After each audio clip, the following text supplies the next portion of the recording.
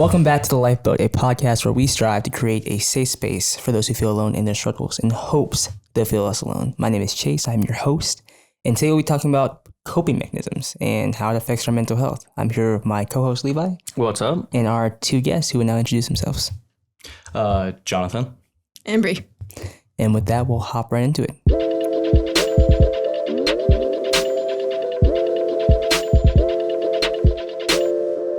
So today we're talking about coping mechanisms. So what does that mean to you guys? Like, how do you define coping mechanisms? Sorry.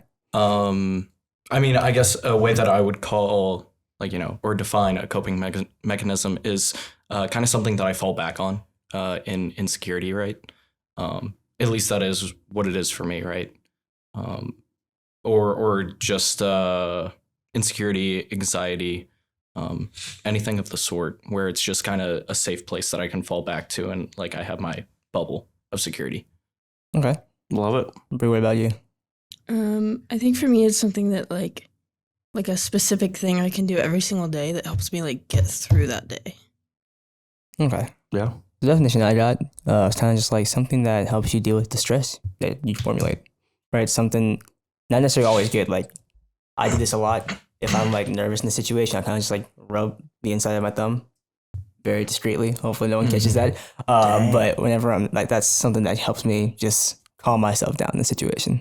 Yeah. Yeah. I don't know. I kind of thought of it as the strategies we use to deal with trauma. And that could be like of any like light or heavy sense, like just stress, normal stress or anxieties, but can lead all the way to trauma. And so what is like the purpose and like the importance of having coping mechanisms? What's the importance? I mean, kind of like I said, for me, it's that specific thing that helps me get through the day. So I think having those strategies helps anyone, especially with mental health issues, get through a day, focusing on one thing. No, I doubt that, yeah. Yeah, it just helps tackle the different things that you face on a normal day. Yeah.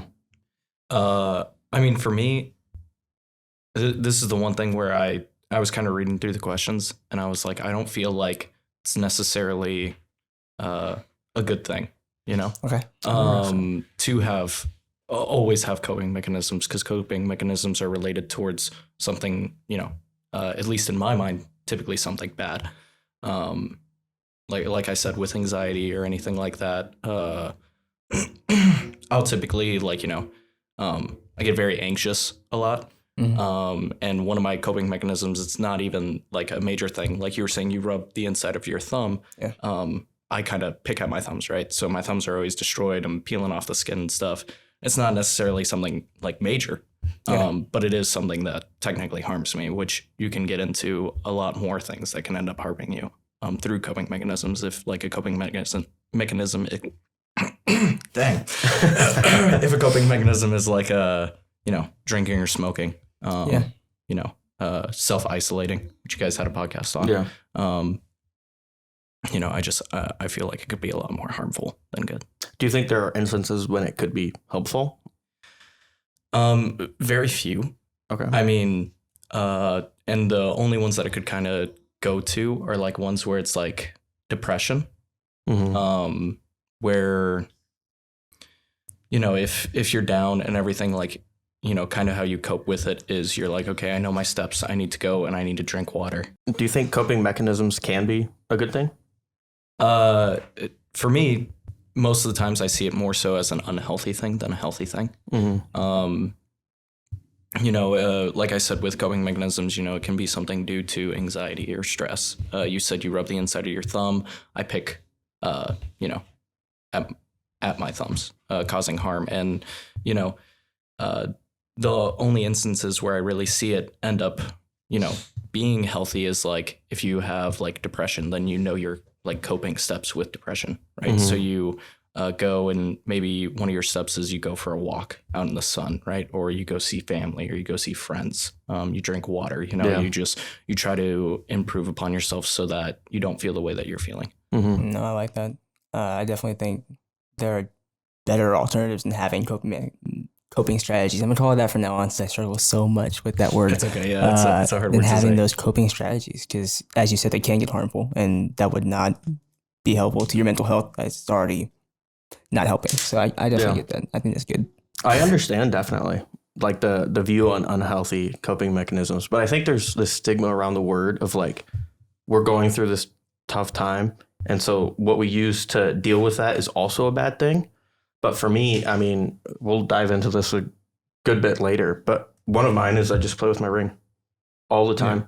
Whether I'm stressed, anxious, whatever, I just play with it. Another one, like you mentioned, going out in the sun, I go for hikes. A good bit ago, I was very depressed and I had a ton of work to do.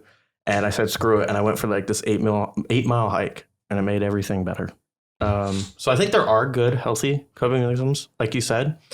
But yeah, do you know the difference? Like, do you think there is a difference between what they look like? I mean, yes, I think there's a very clear line most of the times. If you say it's a coping mechanism and it's ending up just causing self-harm, then obviously it's unhealthy. Yeah. Like I said before, if you deal with stress and you're coping for that is drinking, excessive drinking, not just like, I'm going to have a glass of wine just to unwind, that's not necessarily harmful towards you. But like if you're just consuming tons of alcohol or, you decide to go and, chain smoke, you're causing harm to your body and it's not healthy. So clearly there's a problem there that you need to try to fix. But on the side of like, like you were talking about depression wise, if a hike does help you, then obviously, yeah, that's healthy. You're just, improving your body. You're giving it sunshine. You're working out, your muscles by walking and everything. You're breathing in fresh air. Yeah. So I think there is a very clear line. I don't really think there's many instances of a gray area. I like that. I kind of want to disagree like slightly. That's fine. Just because if it's something like if we're looking at somebody else and they're coping with something, whether it's drinking or something like that, we're like, that's a bad coping mechanism. Yeah. But if you're in their situation, they're probably looking at it like, well, it's getting me through the day. At least I'm not doing this, but it's still a bad strategy. Yeah. Yeah. I like that because I know for me, we've talked about this numerous times. I love gaming. And for me, I thought it was a healthy coping strategy, but it ended up just pushing my problems. And that's all it would do.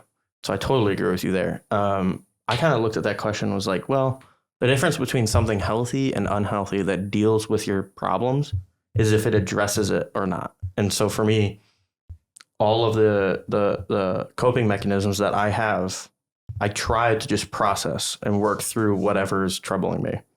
And then the unhealthy ones just deflect all of that and just push it off to later, which for me would be drinking or, I mean, I don't smoke, but I'm sure smoking would do that. Gaming does that, like all of those things. Deflect definitely. It for me. I feel like that line definitely varies for each individual person. It definitely depends what you're struggling with as well. How would you say we can kind of generate healthy habits and like good coping strategies? I mean, I feel like it's kind of obvious for all of us just because we are Christians, but like going to church and praying and having community, because that's a big thing we talk about is community. Mm-hmm. Like having people around you that know what they're talking about. Yeah. And know how to help you get healthy strategies to focus on what you're doing. Something like coach you through it and kind of help you figure it out. Yeah, that's definitely good. What about you, Jonathan? Can you re-ask the question? Well, I just want to get it as... No, you're perfectly fine. Yeah. That's not a question we had written down, so I kind of lost it. No, how do you develop good coping mechanisms? Good coping mechanisms. Okay, cool. I just wanted to make sure. But like Bree was saying, with us, it's easier. We're Christians. We go to God. Put all of our troubles in His hands. Lately, I've gotten into the routine of, typically I don't have a lot of time because I'm, doing something. I'm either working out, spending time with friends, or spending time with family. But like I'll go take my shower, and that's my prayer time, basically. And it's been about like for a week straight. Like every single time I shower, I do prayer over me, for my friends, for my family, praying that stress leaves us, anxiety leaves us, that we're able to, draw closer towards Him, be able to walk on our own 2 feet. Yeah. I noticed that a lot of times, you know, there's like a saying where it's like a, you know, sometimes people learn to run before they can even walk, right? Yeah. Yeah. And I feel like that's something that I've been struggling with, where I try to always go at it and try to just run instead of, you know, just kind of taking a step back and learning the steps. Because I feel like if I can't immediately run after something, then it's not worth it. You know, if I'm not good at it immediately, Yeah. then I shouldn't follow it. And one example of that is we went ice skating last year, and it was really embarrassing on my part. I never went ice skating, and I was hugging the wall, you know, a lot. But by the end, I was able to, like, you know, kind of go on my own, be able to skate around. And, you know, I saw that kind of as a victory for me. You know, I was able to finally, like, you know, break free of this fear of just being like, oh, I'm not good at it. I'm just going to go sit on a bench by myself, you know. And I was able to actually, you know, try to keep up with everybody, try to at least be a part of the whole skating experience with everybody. And it was a nice moment for me finally being able to break out of a comfort zone, which I feel like coping mechanisms oftentimes, you know, we fall back onto coping mechanisms as a comfort zone. Instead of breaking out of our comfort zone. Yeah. I do like that analogy because I feel like that does kind of hit and describe it for a lot of people. Because I know it's so easy to fall back on things such as coping strategies. Here we go again.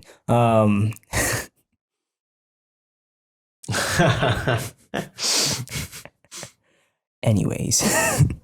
I've got a question that ties into that story. Do you think that isolation is a coping strategy for a lot of people? Yeah, absolutely. It is for me. Yeah. I am 100% an introvert. When people see me, they're like, "Oh, you're so outgoing. What do you mean you're an introvert?" It's like, I self-isolate myself all throughout the week just so I can do something like this. Let the record be known, I found out Jonathan was an introvert today. I had no idea. Like, I knew this was coming all week long. So all week long, basically my schedule has been go to work, work out, go back, and just sleep. Yeah. And it's just kind of building that social battery up so that I can finally just be around people and not be nervous, you know. How long did you have to charge that battery for Europe? That must have taken a minute. Oh, yeah. So me and Levi went to Germany, and that was probably one of the most exciting and scary things I've ever done. Yeah. And if I didn't end up becoming friends with you guys, or if I didn't have friends on that trip, I feel like I would have had a much more miserable time than I did. Yeah, absolutely. But I don't know if you ever saw this, but I did get homesick like within the first week. Yeah. Like, I was just ready to go home, even though I was seeing all these beautiful sights. Like, you know, I wanted to fall back to my routine of, you know, self-isolating. Yeah. I didn't want to be around everybody. But I'm glad that I went on that trip and experienced all that, because it really opened up my eyes towards, you know, the rest of the world and just kind of seeing beauty. Bree, do you sometimes use isolation as a coping mechanism? I mainly use it like if I know that I don't have enough social battery. Sometimes my friends will ask me to go out or like hang out, and I'll stay home, lock myself in my bedroom. But then at the same time, I kind of contradict myself because I'm sitting in my bedroom and I'm like, oh, I'm missing out. Yeah. I want to see all these things. I want to go do this. I want to have fun. Yeah. So it's kind of a difficult. It's a layered thing. Yeah. And I struggle with that for sure, because sometimes isolation is the freaking best. Like, it feels like it. Just sitting there and watching feels like the best. No, we know it's not good, but it can feel so great. Like, I'll just sit and watch Netflix all day, no problems, and it just feels awesome. I feel like a lot of people just like sit in that and for too long and start to get comfortable. Yeah, and that's when it becomes a little worse for you. Do you guys use like the excuse that you're like, oh no, like, you know, I can't do that today because of, like, you know, and you just make up a random thing? Yes. Every single time. And then I lay in bed all day. Yeah. Right. Yeah. I feel horrible about it, but my parents are like, hey, do you want to come do this? And I'm like, I got schoolwork. I got an essay to write. And sometimes there is an essay, but it also takes me 30 minutes to write. Yeah. And so absolutely. Yeah. It sucks for me. I'll do the same thing, but like, I'm a people pleaser. I really like to make people happy, but as of recently, I've just started to get a lot more like blunt with it. And when people ask me to do something, I'm just like, no, I really just want to go do this. And I feel so bad every time. Perfect example is you guys want me to go to game night. Oh, and no, you're I was coming like, to game I was night. like, I want to go home and go watch Dark Knight Rises. You know, like that's been on my brain all week long. Now that we've ripped the veil off, do you have any other option now? Do I have any other option? I don't know, man. We'll see how the podcast goes. Very fair. I guess we'll move on to our next question, which I really want to hear from y'all. I do like this question a lot. Do coping mechanisms differ when dealing with a crisis compared to like everyday stressors, such as like work and school, or when you're when you're in work and school versus how like crisis mode is when like you feel like everything around you is crashing down? Like the obvious answer is yes, but like how does that relate to y'all? Okay. It is a interesting question. I definitely asked it really Yeah. weird, It's a lot so of it's fine. that's a lot of question. Do you want to tackle it first, Bree, or do you want me to? I'll try to. Okay. I'll try. So polite. We love it. I mean, yeah, it differs. Like you said, obviously, because there's crisis and then there's everyday life. Yeah. For me, it was a big thing like years ago. Okay. Because I used to like self-harm and stuff like that, and I put myself into an eating disorder just because a lot of stuff with family was going on. And then everyday life, it's not like I don't have to do that because I don't feel like I need to do something that drastic. Yeah. Yeah. And Okay. yeah. Jonathan? So like half of me wants to say like every day is crisis. The other half of me wants to say I never deal with crisis. But it's kind of like that where it's like at least for me in whenever I'm having crisis, like it is like it's something that I always fall back to is my coping mechanisms. I'll feel down and I'll just immediately revert to like, antisocial, kind of just box myself away, self-isolate, Yeah. I really feel like it goes hand in hand. And for me, what I end up doing what I've started to end up doing in those crisis times is where I kind of just go like, God, take me step by step, moment by moment. I don't want to know the future. Just let me know how to handle it right now. Yeah. Because I can't prepare for the future. No matter how hard I try, something will get thrown my way. But in this moment, like, I can control this moment. I can choose if I want to keep living in the crisis or if I want to change something. And if I want to, actually finally break free and, kind of lower it down. Because oftentimes, I feel like we think that we're in crisis, but we're not. Yeah. You'll tell someone what you're going through and they'll just be like, why are you stressed? Like it's Yeah. not that big It's of a deal. not that deep, man. Yeah, it's not that I big of a get that deal. literally every semester except for this past one. It's at the end of the semester. I have like 4 big papers to write. I've got finals, and I'll go to my mom. I'm like, I'm dying. Like life is Yeah. over. And she's like, dude, you can just retake classes if you fail, but you're not gonna fail. You have an A in all of them. And I'm like, oh yeah. And then you realize that life is all right. Yeah. We make up a lot of crises. Yeah, I've a story of mine is that one time me and my buddy both had a big project that we had to do, and we ended up staying up all night to do it. And it's getting later and later and later, and we're both just getting tired. We just want to go to bed so that we can get up for school the next day. And I was just kind of sitting there, and I look at the assignment, and I go, this is really easy. I just procrastinated it. Yep. And I got it done in like less than 15 minutes. Yeah. And then Yeah. I went to bed with only 2 hours of sleep. But it was because of that procrastination, of me just thinking, oh, this is too big of a project for me to do. Like, I just don't even want to handle it. Yeah. Yeah. All it Absolutely. was at the end of the day was just clicking a few buttons and then calling it a night. I mean, Yeah. I got an A on it. So at the end of the day, it wasn't that hard.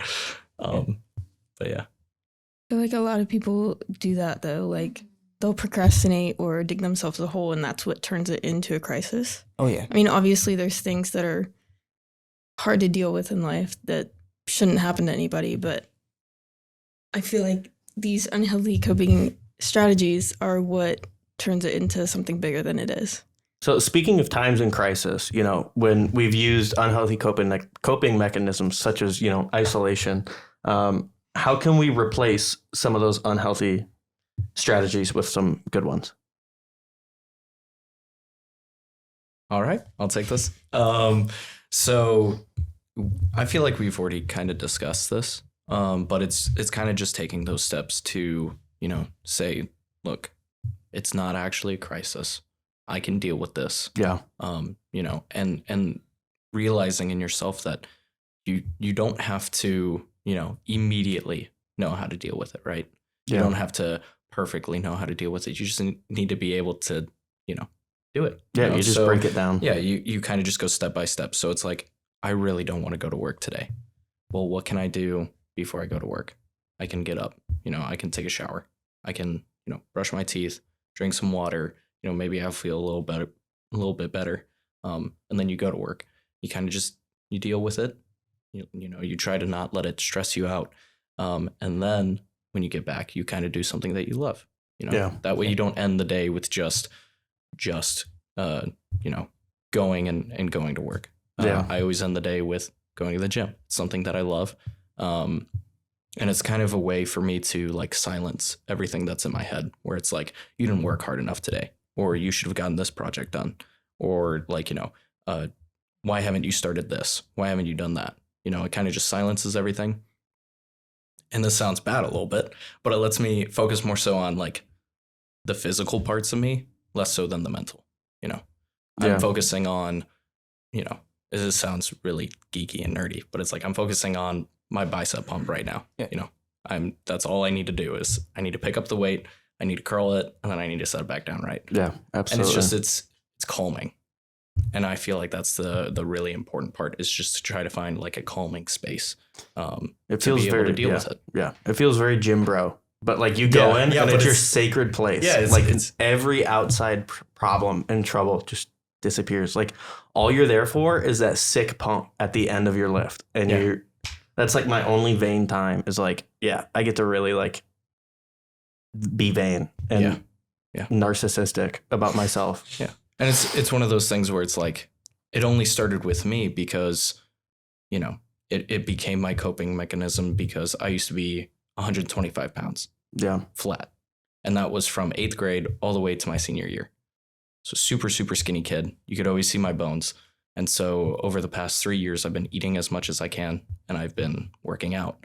And to see me change through that, I feel like that's a healthy process. Yeah. So it's been good, but you can also go the other side of where, you said you're a gamer. Mm-hmm. Going home at the end of the day and just relaxing, playing a game with your friends is an amazing experience. I love playing video games with my friends and just hanging out, just being able to chat, make fun of one another. It's again, sometimes a relaxing experience. It doesn't sound relaxing if you're in the room with another gamer, but it's a relaxing experience. Yeah. As long as I feel like we tackle that healthfully in every instance, because you can break down working out and like you're doing it like you're to the point where you're hurting yourself and like you're lifting weight that you can't lift and stuff like that. Yeah. So everything, I feel like every coping mechanism can be turned to a negative thing. Yeah, has potentially harmful. Yeah. I think I was doing that with hiking. Like hiking is one of my favorite things in the world. And I was doing that 2 springs ago. I used to live in Dahlonega at UNG, and the only hiking trail near me was 2.5 miles away. And then the trail was 4 miles. And then I had to hike 2.5 miles back. So at the end of the day, I was hiking 9 miles, and it was pitch black. I was just hurting myself at that point. It was pitch black. I was putting myself in danger, but I swore it was a good thing because I was outside. Now, would I clear my head? Yes. But at the end of the day, it wasn't good. So yeah, I love that. We can use. But it was relaxing. Yeah. At the end of the day, it's nice to hear birds chirp. Not be. Everyone around me was terrified, but I was, Chase cannot relate with hiking. Cannot relate. He cannot relate. Can't do it at all. I guess we'll kind of just move on. How can we as friends help each other in maintaining our coping mechanisms or coping strategies, like the good ones? Yeah, I'm glad you said the good ones. Yeah, because I read that question earlier and I was like, I don't know if I want to help my friends with their coping mechanisms. I don't want to look at someone and be like, yeah, man, you should keep harming yourself like that. Yeah. You should keep drinking. You should keep smoking. It's gonna pay off in the long run. As soon as I read that, I was like, let me clarify. Rephrase. But yeah, Bree, you can take this any one. thoughts? I forgot the question. How do friends help in maintaining healthy coping mechanisms? See, that's where every time I'm in church, I am reminded by community because we talk about it so much. Mm-hmm. And that's where you need to learn how to like surround yourself with a good group of friends or like good people that you can talk to. Yeah. And in turn, you encourage them to do good things or like cope in a healthy way. And then they encourage you as well. Yeah. So if you surround yourself with like good people that are focused on the right thing, it's just a circle of encouraging each other to be healthy and do the right things and not cope in an unhealthy way, like going out and drinking every night or harming yourself or anything like that. Yeah. Mm-hmm. It kind of seems like a weird answer, but I 100% agree with her where you just do it, you know? You just encourage one another to kind of keep on track with your healthy steps. You know, to call it a coping mechanism, you know, it already sounds like a negative term. Yeah. But like when you say keep on track, like, you know, with your healthy steps, your day-to-day routines, you know, which is technically kind of, you can relate to a coping mechanism. You know, you just do it, you know, you just encourage one another. It's accountability. Yeah. Mm-hmm. Yeah. I know there's this phrase, not a phrase, but like I'll say it's a phrase. Keep my life simple. It sounds like the people you surround yourself, like the top 5 people in your life, like you can find yourself finding habits from them. Mm-hmm. And I feel like that's where most unhealthy habits come from, especially family members. I do not know where I'm going with this. I have lost. I can piggyback off of yeah, that. Dude. Yeah. So I absolutely love all my family. One of the, like you said, top 5 people that I surround myself with are my sisters. Mhm. Absolutely love them to death. And I'm lucky enough to the point where the only, like, I'd say coping mechanism I picked up from them was listening to their type of music whenever I felt a certain type of way, you know, either if I'm sad or angry or whatever, they kind of just brought, you know, kind of rock and a little bit of hip hop and, you know, more so like emo music into my life. And I love it. And just to be able to like kind of sing that, sometimes that's like my safe place where I'm just like, you know, jamming in the car and everything kind of just fades away again. Where it's like I'm reminded of those times where they kind of had me in the car and they were singing those songs. Yeah. And it just makes me think like, you know, what were they going through at the time where they needed to listen to these songs, you know, in order to kind of find a little bit of peace.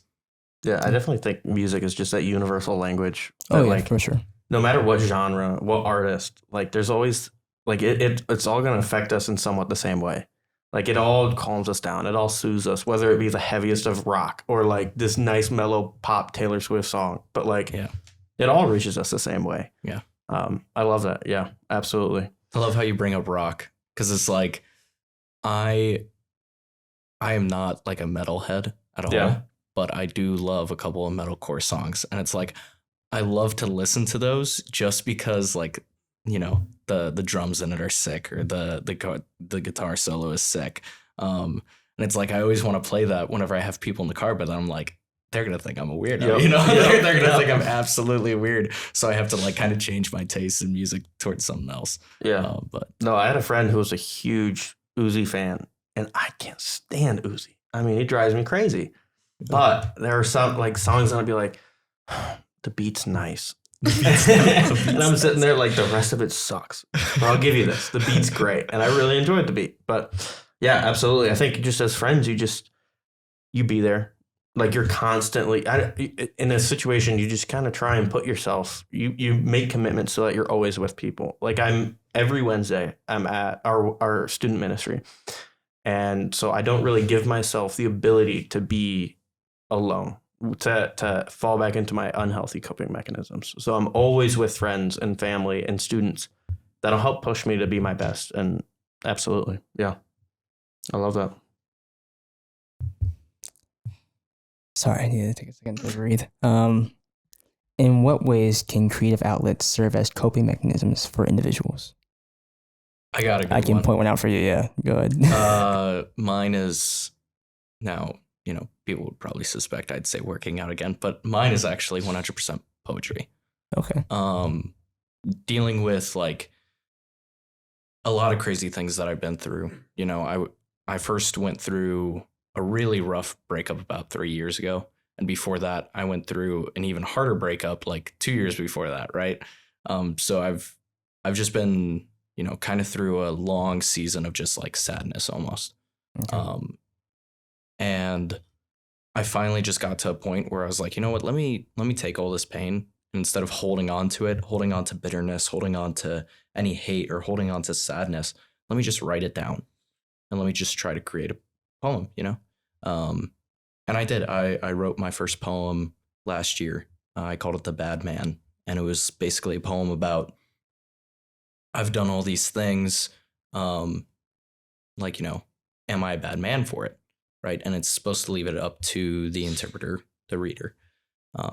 And it's just become a positive outlet for me. So anytime I start to feel stress, I start to feel anxiety, I start to feel bitterness, I start to feel, you know, happiness, I'll write it down in the instant.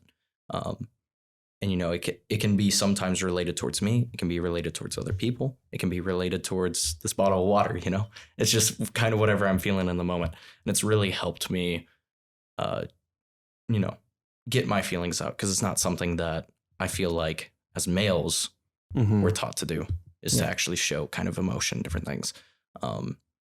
And I love my father to death, but he's definitely like one of those fathers where it's like, what's wrong, son? You know, talk to me about that. It's more so like, you know, a slug on the arm, let's go do yard work, you know? Yeah. But through writing poetry, I've kind of gotten that outlet where, you know, it's become a positive thing for me, and I love it. Yeah. No, I get that. I definitely understand. I can say the same thing because I do a lot of abstract art through Procreate's digital, like kind of like paintbrush type tool thing. Yeah. And whenever I'm like, especially having those bad days or in my head, I kind of just take the little Apple Pencil and just throw blobs of like different colors and just makes it all good. It just makes me feel a lot. So I definitely understand that.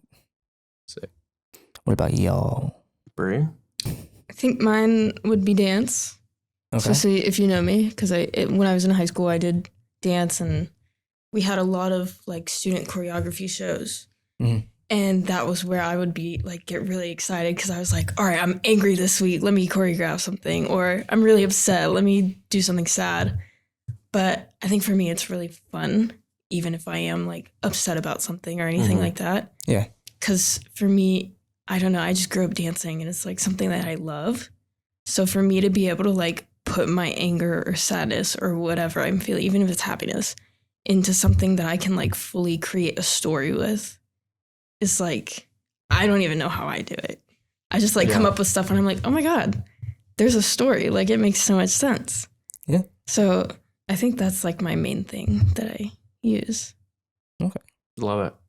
I mean, I'm surrounded by creative geniuses. I might be the most uncreative man in the world. I don't create anything at all. I mean, the most you could say is I write essays, but those are just on historical things, and those are not fun. I mean, I listen to classical music, and a lot of people have told me this, but nobody, like, it's, for me, it's rare to meet someone that understands it in the way I do. Like, everyone loves the Interstellar soundtrack, and they'll hear it and they're just like, wow, this is really good. It's good objectively. And I'm like, well, yeah, but it's also like so sad. Like, it's perfectly sad in such an excellent way. And I'll hear something like a classical song and just understand the emotion and story that goes along with it. So I don't really create anything, but listening to what I think some of the greatest minds that have ever touched this earth have created, that for me really helps, because I'm able to walk the path that they've set out for everyone who listens. But that's about it for me. Okay. Coming down to our last two questions. And so this one is, how can we change our coping strategies to different circumstances or unexpected events? If that makes sense. It might not, because it didn't correlate in my brain. I mean, it kind of sounds like the question you asked earlier for like the crisis circumstance. How can you change your coping mechanisms?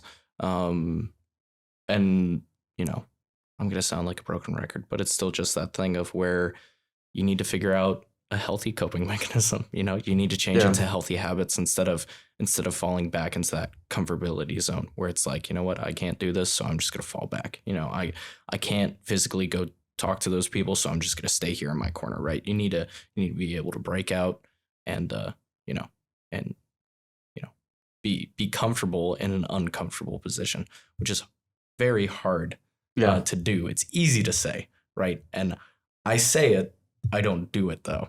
Yeah. But definitely with poetry, it's one of those things where I started to do where I grew up with reading disabilities, dyslexia, and then as well as just like, you know, I'm not very, you know, intellectually smart with like writing or anything. So with poetry, it's able for me to kind of learn new things, learn new rhyme schemes, but also just have simplicity. If you've ever seen one of my poems, it's just simplistic, sweet, you know, I'll rhyme old with cold, you know, like really easy poetry. Man, those are the best. Those are the only ones I can understand.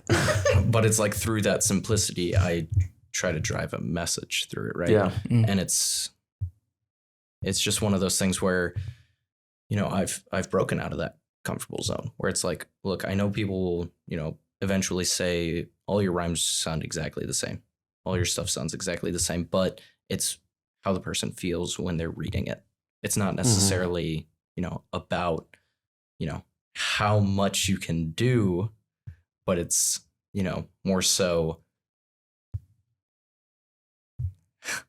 it's not so much how much can you do, but it's more so how well can you do it at the end of the day. Absolutely. How much passion do you want to put into it? And it's the same thing with that coping mechanisms. You know, it's not about how well are you talking with another person. It's about, you know, more so how good can you become at it. You know, it's not about, you know, staying in your room all day long because you don't want to see friends. It's more so like, you know, how can I break out of that mindset? It's not so much like, you know, I'm having a stressful day. You know, I'm just going to sit here and rub the inside of my thumb all day long. How can I do, like, you know, how can I let go of that?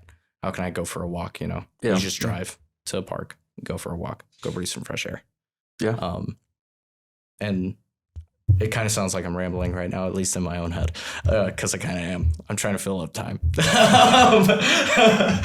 But hopefully some of that made sense with absolutely. you guys. Yeah. I'm a yapper at heart. I'm sorry. Aren't we all? I was about to say it. Yapper. I mean, we are running a podcast. That is true. The platform for yappers. Yeah. You can cut that. And I guess we'll kind of move to our last question. You want to take that, Levi? Sure. So when do you think we should seek professional help with our coping strategies, i.e. mechanisms? I feel Or do like, you think you should seek advice? okay, if you asked me like 2 years ago, I would say no. Or maybe before that, but anyhow, that when I was going through all that stuff with family and all these things I was dealing with, my parents were like trying to force it down my throat to go see a therapist. Mm-hmm. And I was like, now you're making me just not want to go. Like I didn't want to talk to anybody. And then them forcing me to do it made it worse. So, but if you ask me now, I feel like everybody at some point should see some sort of counselor, therapist, life coach, whatever. Talk to somebody. Yeah. Just to get some guidance on life. Yeah. I forgot where I was going. That's It all right. That was a left good my direction. head. You're good. If I can piggyback off of that, for me, it more so, I think it's 100% a thing of, you know, when it becomes harmful, absolutely you go seek someone. But more so, I have a hard time telling people to go seek help from like, you know, a counselor or a therapist, because they're not living with you in your day-to-day lives. Yeah. They're not in your inner circle, right, of people. I'd say more so in your community, the people that you trust the most, that typically are there to help you, right? Because you have people that you have in your life where, you know, you might be friends with, but they're not the person that you see on a day-to-day basis. They're not the ones who are constantly giving you the good advice. They're not the ones who are looking out for you, right? But you go to the ones that do look out for you and you say, look, man, I'm struggling with this. What do you think I should do? You know? And you kind of listen to them. You kind of pour out your heart to them. Experience of that with me was one of those relationships that I had. I was, you know, this was a girl who I extremely cared about. And she, you know, basically ended up breaking up with me, and then she ended up getting with somebody else, right? And I saw a text message between her and another person, and the text message was, "I love you." And that just absolutely broke me in that moment. And so when I was driving home, like, you know, I was going to make a decision I would have regretted, right? Mm-hmm. So I immediately slammed on the brakes, kind of turned into a parking lot, and I sat there shaking, and I called my buddy. And luckily he answered, because if he didn't, I would have gone through with it.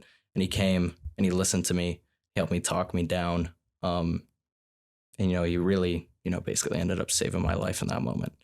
And it's like, if I would have just held on to that, if I would have just, you know, kept driving, it was raining outside, right?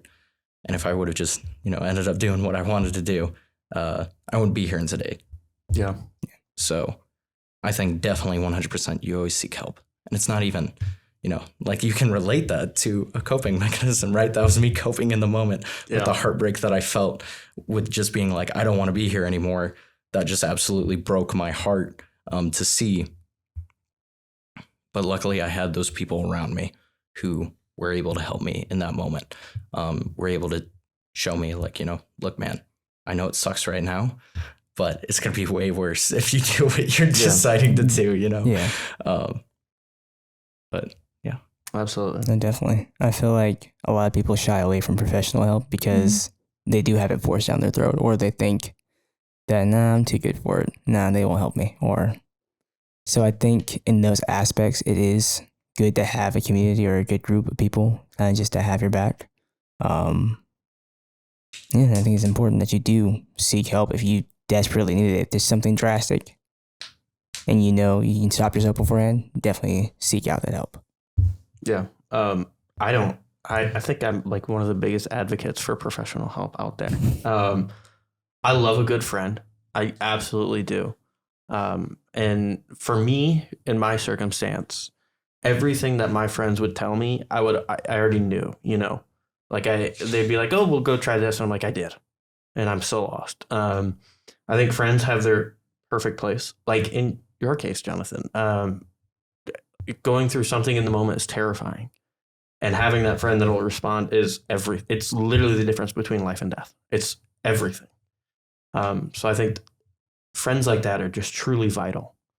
For me, after that, though, is when professional help really just carries all the weight for me. They are the ones that they kind of it just explains what happened, why it happened, and how to go through with it, and how to continue on with life in a healthier way than I was living. And so when is it advisable to seek professional help? The second anything happens, before it ever happens. I think therapists, counselors, all of them are just a gift from God. I mean, it's people that understand what we're going through, maybe not understanding the minutia of it, but understanding what we're going through and then having real ways to help that. I love that. I think it's perfect. So yeah, I'm always an advocate of anytime, any day, anywhere, always. Are there any final thoughts you would like to leave the people who are listening to this podcast? You want to go first, Bree? If you don't have anything, that's perfect. If I go first, it's going to be a long time. So. Yeah, that's why I'm saying her first. I guess I would just say keep that community around you, or find a community. And if you need help, seek help. Yeah. It's not, nobody's going to shame you, and if they do, then they're not your friend. Because it's completely okay for anybody to go see a therapist or counselor and talk to somebody if you need help. Yeah. Absolutely. Love it. Yeah. Here we go. Go on. I wanted to just straight up just be like, keep coping. Cope. Healthily. But 100% I agree with what Bree just said. Seek help, have that community, have the steps. And you don't live in the fear. Don't live in comfortability of the fear, Yeah. Sometimes it's okay to be uncomfortable. Sometimes it's okay to go be, an outgoing person. Sometimes it's okay to go and, write your first poem. Sometimes it's okay to go game. Sometimes it's okay, to just take a first step. First steps are important in all aspects of life. Yeah. I think that uncomfortability is where we grow. Yeah. Mm-hmm. Yeah. 100%. If you don't grow, then, you'll end up seeing people grow around you, and either it will become a case of you tell the people that they've changed, or the people will tell you that you haven't changed, Yeah.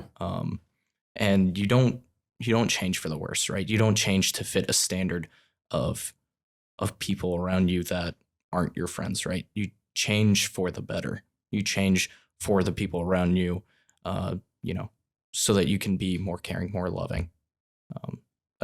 That's always my biggest thing is caring for others, loving for others, even if they don't care and love for you. I always tell people you don't have to be friends with everyone, but you should at least love everyone. Mm-hmm. Yeah. Even your worst enemies. Last summer I had an enemy, right? And I did not want to talk to this person at all. And someone came and said, yeah, they're talking bad on your name again. They're bringing up old lies in this past situation. And I was like, fine, I'm just gonna go ahead and text them. And I texted them a long paragraph, basically just summarizing, being like, look, I know I, did a lot, and I was not the kindest to you in the moment. And I 100% apologize for that. I said, I'm not asking you to, speak good on my name, but I want you to know that, I don't hold anything against you for anything that you've done. I 100% forgive you. I hope for nothing but love in your life. I'm praying for you. I hope that one day we can kind of get past that. And they wrote me back saying like, thank you. Like, I'm sorry as well, blah, blah, blah. And just that first step of me being kind to them showed the kindness in return. But if I would have gone to them and been like, why are you talking bad on my name? Why are you still doing this? They would have come back with me with hate. Yeah. And they would have brought up everything in the past.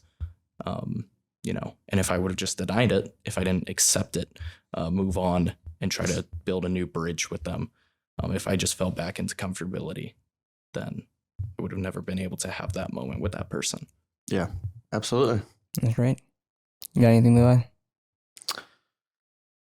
I don't think so. I mean, keep coping healthily. I love that. Yeah. I love that. Keep coping. Yeah. Be uncomfortable. Be uncomfortable. Not dangerous, but be uncomfortable. Yeah. Surrounding yourself with community is just huge. Yeah. That's where, as long as it's a good community, that's where all good things will come from. So, yeah. Well, with that, I will thank you guys for coming and speaking on the podcast and being vulnerable with us. And thank you guys for listening. I messed up already. I tried to do an outro from the... Thank you, Josh. Appreciate it. Yeah. Did I just retry? And thank you guys for listening. As always, you can find us at _the_lifeboat_ on Instagram and our YouTube, The Lifeboat. And with It's on that, screen somewhere over here. yeah, somewhere in Somewhere, here. yeah. Yeah. Somewhere. One of the four corners somewhere. We have Maybe. four corners. Anyways, as always, you don't have to be drowning. You can always hop on the lifeboat, and we'll catch you next time. Bye. See ya.